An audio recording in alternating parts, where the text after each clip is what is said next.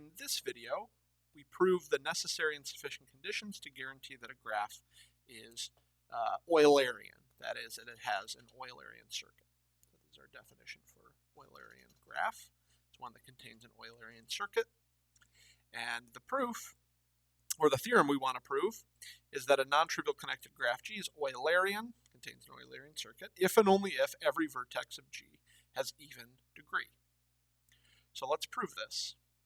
So as I mentioned before, the sufficient condition, or the necessary condition here, is not too hard to show. So that is, if we assume G is Eulerian, we can show every vertex has even degree. Let's deal with that case. So suppose first that G is Eulerian. Capitalize that, Eulerian.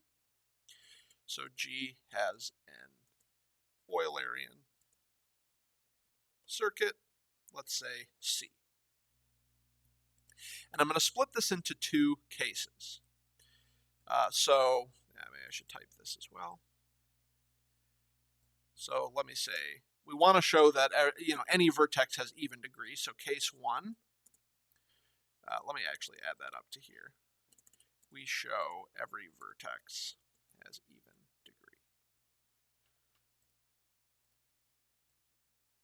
So case one, let's look at a vertex. Once we have this Eulerian circuit, let's look at a vertex on the interior. That is, we don't begin and end at that vertex. Here we'll suppose, let V be a vertex that is not the initial or terminal vertex of the circuit of, let's just say C. We already have a name for it, of C. All right. So let's say then each occurrence of V in C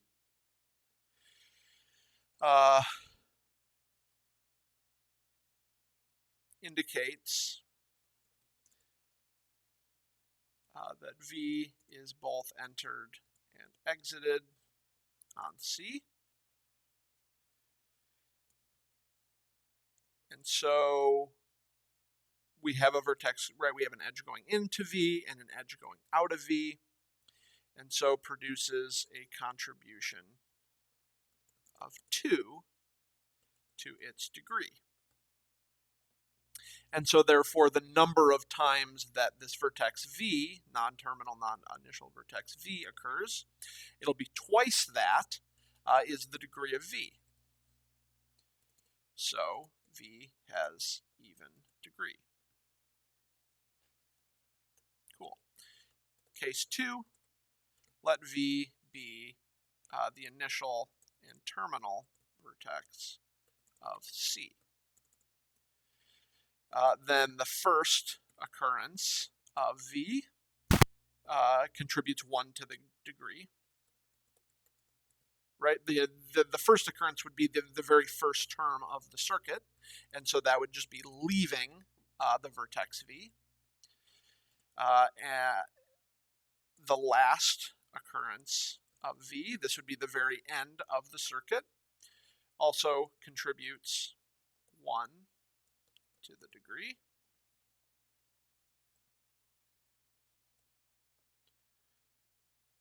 And so now we have a contribution of 2 to the degree of V, once for the beginning, once for the end. Any other occurrence of V contributes 2, as we saw before. And so that's 1 for the beginning, 1 for the ending. Every other occurrence is 2. Hence, the degree of V is even. And so there's our forward direction, that if a graph is Eulerian, if it does have an Eulerian circuit, the degree of every vertex must be even. Right, again, that's sort of intuitive. The only struggle, I guess, is in wording this and making it clear why this is happening. And so that's just about being clear about what is contributing to the degree of the vertex V. All right, so now we work on the backwards direction. So now, suppose G is a graph such that every vertex of G has even degree. We show there is an Eulerian circuit. All right, so how do we do this? So this is similar.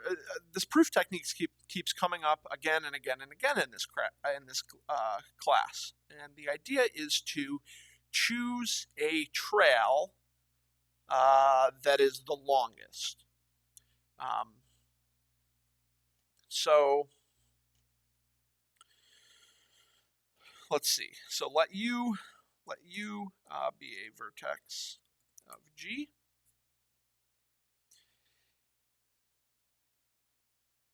And we first show that there is a UU circuit. So that's the first thing we want to establish here, is that there is some circuit that goes, a closed trail that begins and ends at U. So there's a UU circuit. And then we'll show that actually must, if we choose one of longest length, that actually is an Eulerian circuit. So how do we do this? As I said, we're gonna get a trail and choose a longest one. So let's construct a trail T beginning at U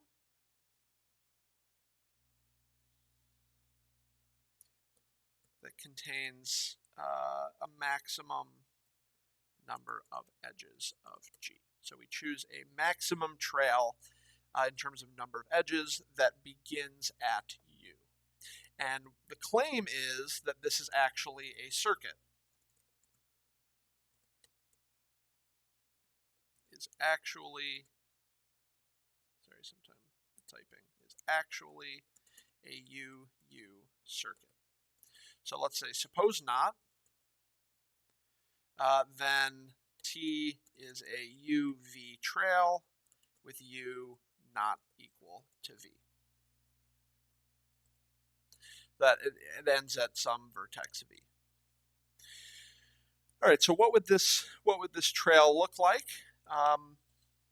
We claim that this actually we could have gotten a longer trail if it ended at V. So why is this the case?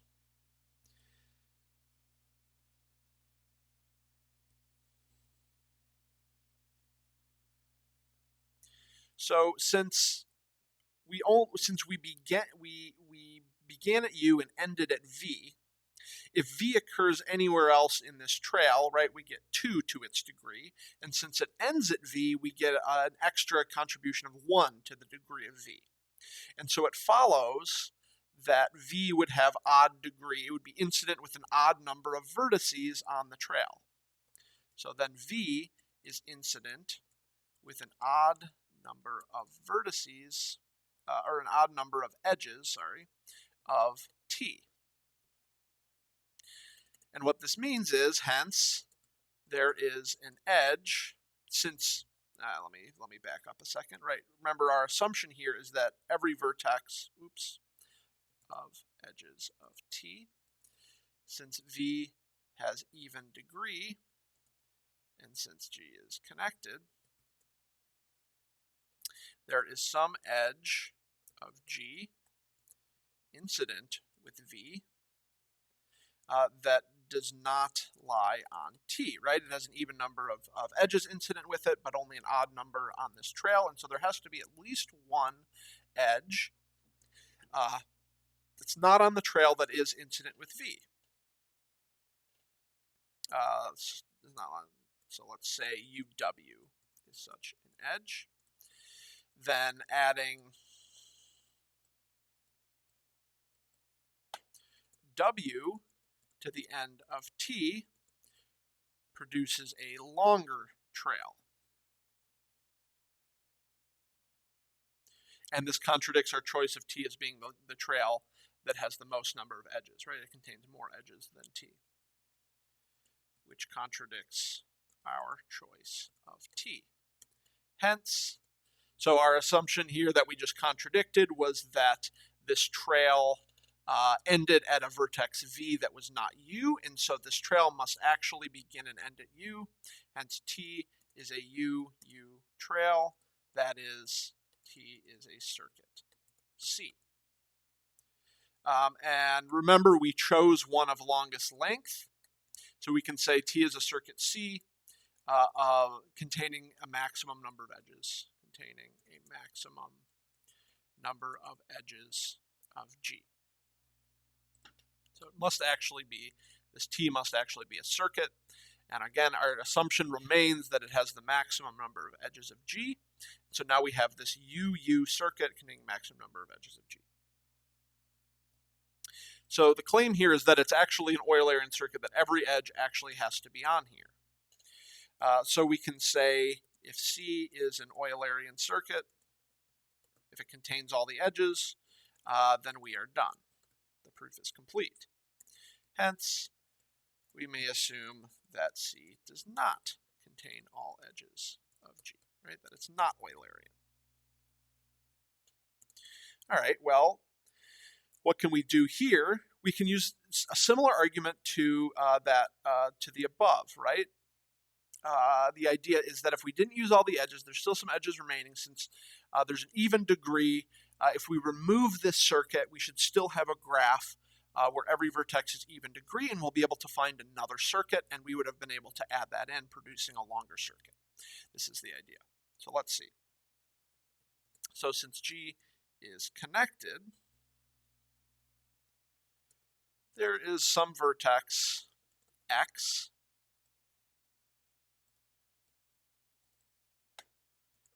on C that is incident, right? Our assumption is that this circuit is not all of the edges of G, and so there's some vertex that has an edge that's not on C, that is incident with an edge that does not belong to C. What we're going to do is we're going to take that circuit out. So I'm going to let H be G minus the edges on the circuit. So I'm going to remove the edges on the circuit. So I do want to illustrate this in an example. I thought I had this ready. Oh yeah, it's way up here. Okay. I'm going to illustrate it in this example. So, right, so we pick a vertex U, and we find a longest a UV trail, and it turns out that V actually has to be equal to U. So let's do that. Let's say we found a longest UU trail. Maybe it looks something like this.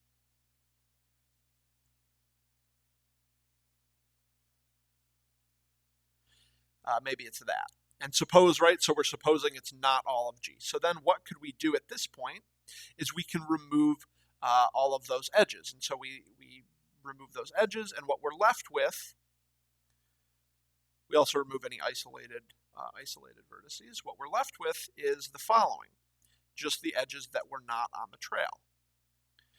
Now, since we started with a graph where every vertex had even degree, when we remove these edges, since every vertex on the trail will be incident with an even number of edges on the trail, when we remove that, we've removed an even number of edges from each vertex, and hence we'll be left with a graph where every vertex still has even degree. And so what we can do at that point is we can sort of redo our argument and say, okay, well then there's some longest UU trail. Maybe this one. So maybe now, so XX trail, we'll say. We find some longest XX trail. And let's say this is my X here, right? Some vertex on the trail that has an edge incident with it that's not on the trail. So maybe X. We find a trail there of the remaining edges. And then what we can do is we can take this and plug it in here. We can plug these edges back in here and make our circuit longer. That's the idea. That'll be a contradiction because our assumption is that this is the longest circuit. So, okay, so we make this new graph H, which is G minus the edges of C. And let's finish this off. Let's make it clear what our argument is. So we want to say that H has every vertex of even degree. And so why is that true? Well, it's since every vertex on C is incident with an even number of edges of C, it follows that when we remove those, right, we'll still have even degree of every vertex. It follows that every vertex of H has even degree.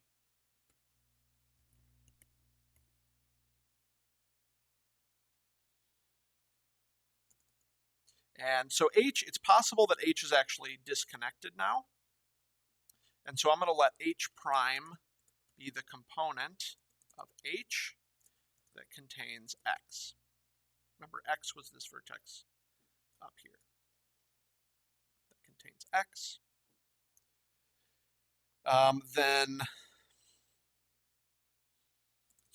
By the same argument as before.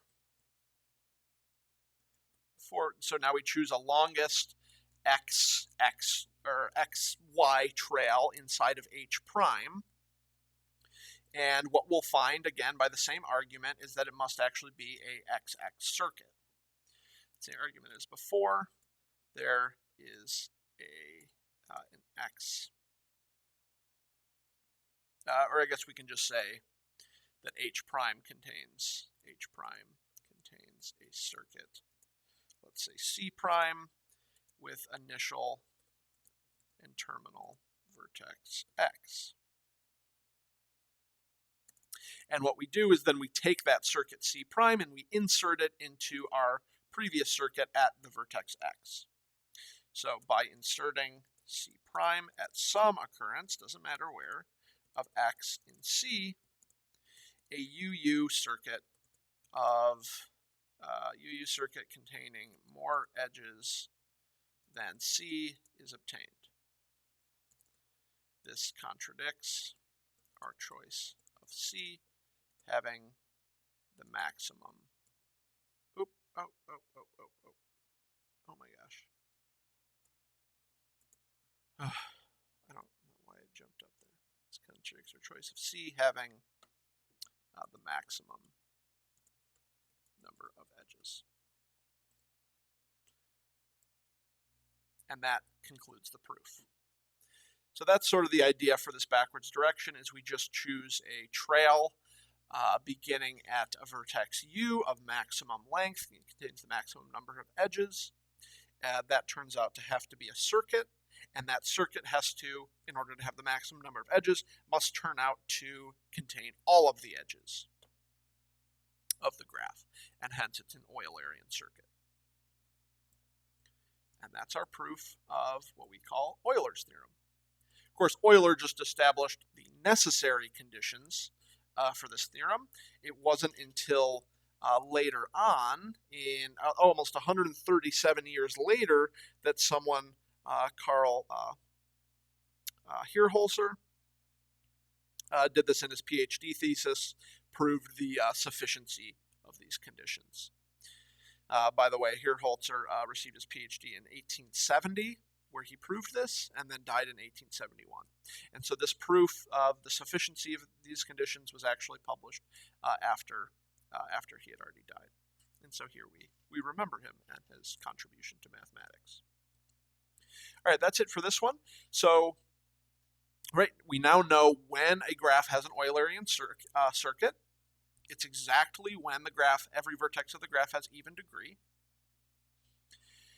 In the next video, we'll examine when a graph has an Eulerian trail, so necessary and sufficient conditions for that. I'll see you there.